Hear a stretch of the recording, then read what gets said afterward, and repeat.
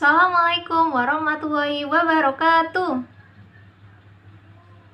Sebelum kita memulai pembelajaran hari ini, marilah kita berdoa dulu terlebih dahulu agar pembelajaran hari ini dapat bermanfaat.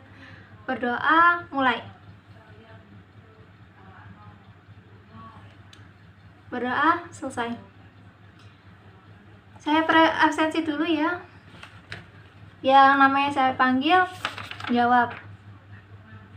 Anggita, Ani, Anis, masuk semua ya berarti ya. Loh, kok lemas loh? Masih siang gini, pelajaran sebelumnya tadi susah kok lemas semua.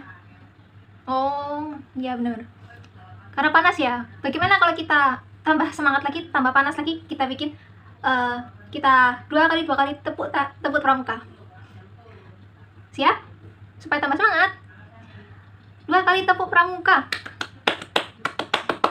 Pramuka, pramuka, Raja Muda Karana. Pramuka, pramuka, Raja Muda Karana. Udah semangat? Oke, sip, bagus. Itu baru namanya anak-anak hebat. Hari ini Ibu mau tanya, kemarin masih ada ingat pembelajaran kita hari kemarin? Apa? Lupa. Sebelumnya kalian pasti masih ingat kan pembelajaran kemarin? Kemarin kita belajar apa? Ayo. Kita kemarin belajar tentang menggunakan media bola voli. Kemarin bola voli kalian memperhatikan kan bentuknya seperti apa? Lingkaran tentunya. Selain kita kemarin itu mempelajari bola voli, kalian pasti mencermati sebenarnya lapangan kita itu lapangan bola voli, tempatnya bola voli, atas semuanya ada di sekitar kalian saat bermain, pasti kalian memperhatikan. Nah, selain bola voli berbentuk lingkaran, benda apa saja yang berbentuk lingkaran? Ayo. Ada jam, ada bola bekel, bola tenis, bola basket, bola golf, semua itu berbentuk lingkaran. Nah, selama kalian bermain, pastinya kan ada ketentuan-ketentuan atau aturan-aturan yang kalian gunakan agar bermain kalian tetap seru dan tetap sportif. Nah, kalau bermain kita itu harus sportif, adil, dan tidak boleh curang atau melakukan pelanggaran atau melakukan curangan atau melakukan gerakan-gerakan yang melukai lawan kita dengan sengaja, itu nggak boleh. Makanya kalau waktu kita bermain kita harus memperhatikan peraturan-peraturan yang ada. Selain itu, sebelum kita melakukan kegiatan, kita melakukan apa? Ayo, pemanasan. Benar. Gunanya pemanasan itu untuk mencegah terjadinya cedera otot-otot kita. Kalau otot-otot itu tidak melakukan peregangan dengan cara melakukan pemanasan, badan akan merasa kaget ketika kita melakukan aktivitas atau kegiatan olahraga inti. Kemarin ada yang melakukan pemanasan tapi tidak sungguh-sungguh, akhirnya kakinya cedera, tangannya kesleo, badannya langsung sakit kalau kena bola. Itu adalah kalau kalian itu tidak melakukan kegiatan pemanasan dengan sungguh-sungguh. Selain itu, apa sih manfaatnya dari berolahraga? Berolahraga sangat bagus untuk menjaga kesehatan tubuh kita. Dengan berolahraga kita bisa membakar kalori, keringat yang keluar dari tubuh kita akan membantu kita menjaga suhu tubuh badan kita tetap dingin. Walaupun pastinya ada yang langsung misis ya kalau habis olahraga, pengen cari yang sejuk-sejuk, ngenyuk, itu nggak apa-apa. Makanya olahraga itu dilakukan pada pagi hari atau sebelum jam 9 ke atas. Kenapa? Soalnya sinar matahari sangat bagus untuk kesehatan atau untuk tubuh kita. Jadi kalau tubuh kita tidak terkena sinar matahari itu yang mempunyai cahaya atau kandungan atau kayak sinar ultravioletnya yang masuk ke tubuh kita itu tidak terserap ke tubuh kita, itu kayak kita akan kekurangan kalsium. Jadi sinar matahari itu sangat bagus untuk menyehatkan tulang, juga membantu regenerasi kulit kita. Selain itu sinar matahari sangat bagus untuk mencegah virus-virus atau kayak mencegah flu. Jadi kalau misalnya orang yang bayi kalau misalnya ditaruh dijemur di bawah sinar matahari, nanti tulangnya sehat. Seperti itu maksudnya.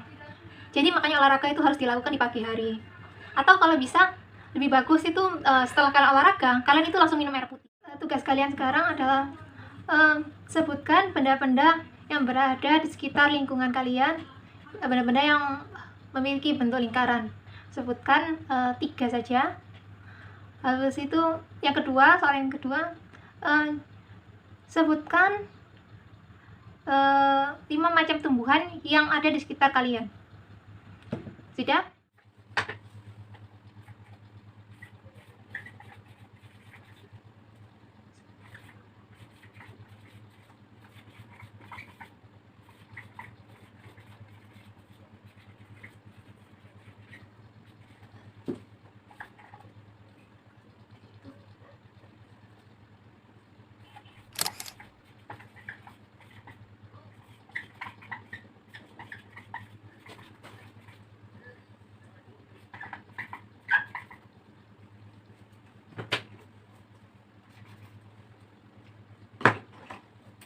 mengerjakan ya, Nana? Baik, kita jawab ya sekarang. Sebutkan 3 contoh benda berbentuk lingkaran. Pertama, 1 yaitu bola. Bola ya. Bola berbentuk lingkaran. Kedua, apa yo? Jam. Jam berbentuk lingkaran.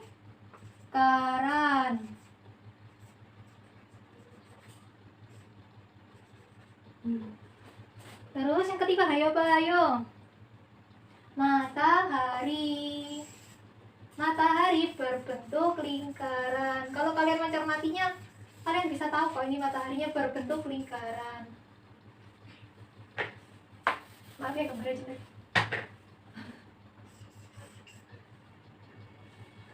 Ini mataharinya berbentuk lingkaran. Selanjutnya, sebutkan 5 jenis tanaman. Tanaman yang kalau kita di sekitar kita itu kan ada pohon tanaman hias, ini tanaman, maksudnya kayak tanaman pohon mangga. Terus pertanyaannya diganti aja ya, 5.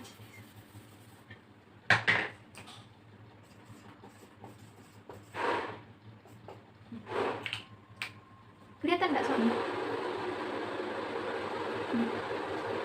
Sebutkan 5 jenis pohon yang ada di sekitar lingkungan kalian. 1. Pohon mangga. 2. Pohon jeruk. 3. Pohon sirsak, pintar. 4. Pohon duku. 5. Pohon kelapa. Selain 5 contoh itu, masih banyak pohon yang ada di sekitar kalian. Kalian bisa menyebutkannya satu persatu di buku tugas kalian. Di sini aku mau tanya, yang paling banyak pohon yang tumbuh di daerah pantai apa? Yo, pohon apa? Pohon kelapa. Kalau pohon yang banyak tumbuh di pegunungan, pohon cemara. Seperti itu.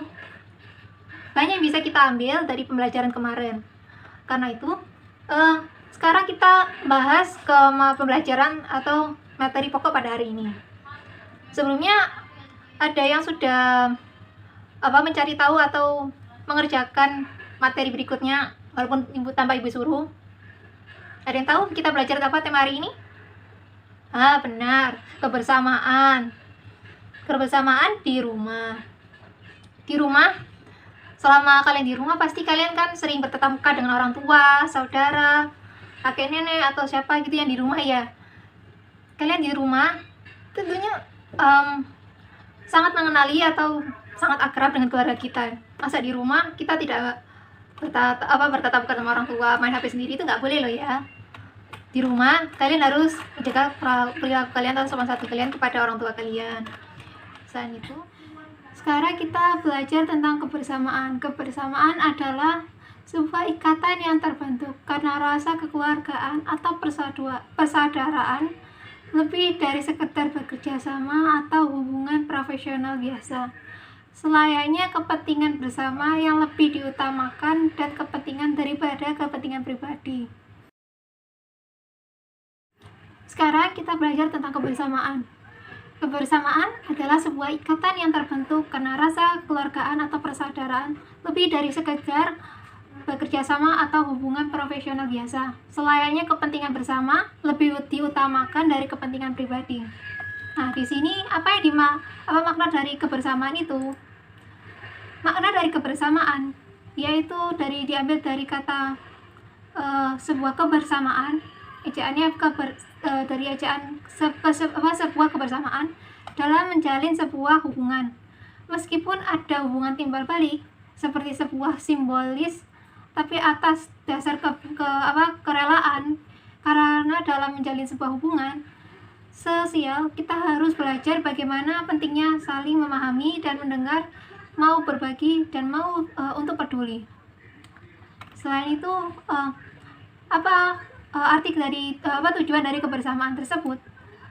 Tujuannya ialah kebersamaan akan membuat kita bisa bekerja lebih efektif dan lebih efisien.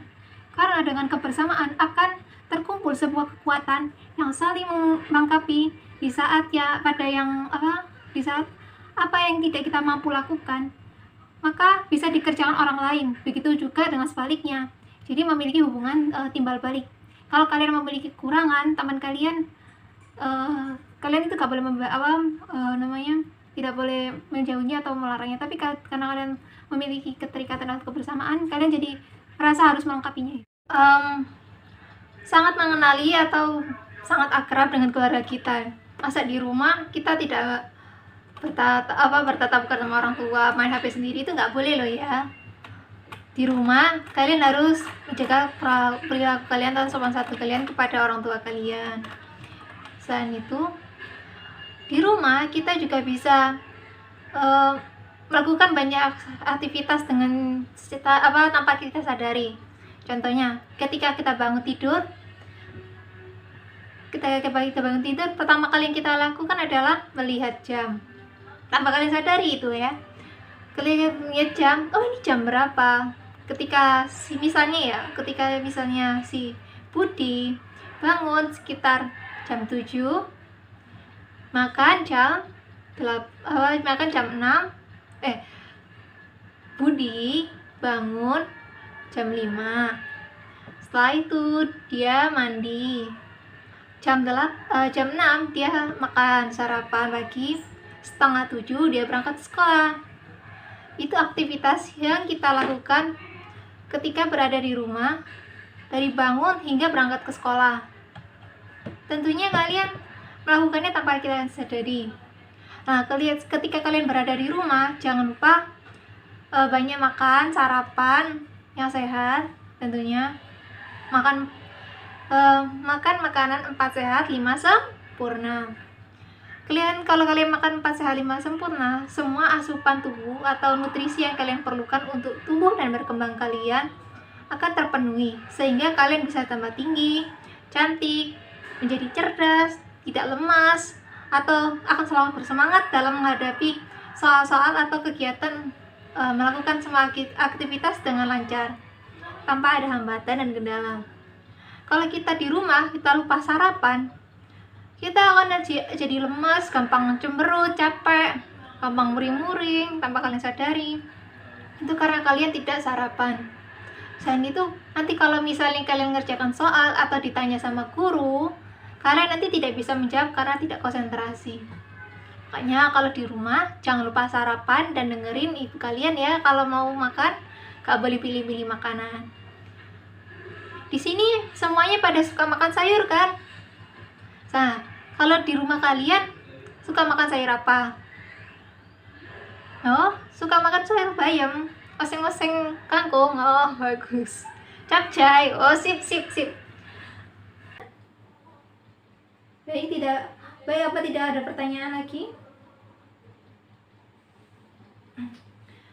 Oke, cukup sekian pembelajaran pada hari ini. Berdoa, duduk yang rapi, yang manis, berdoa. Kita mulai. Berdoa, mulai. Berdoa, selesai. Wassalamualaikum warahmatullahi wabarakatuh.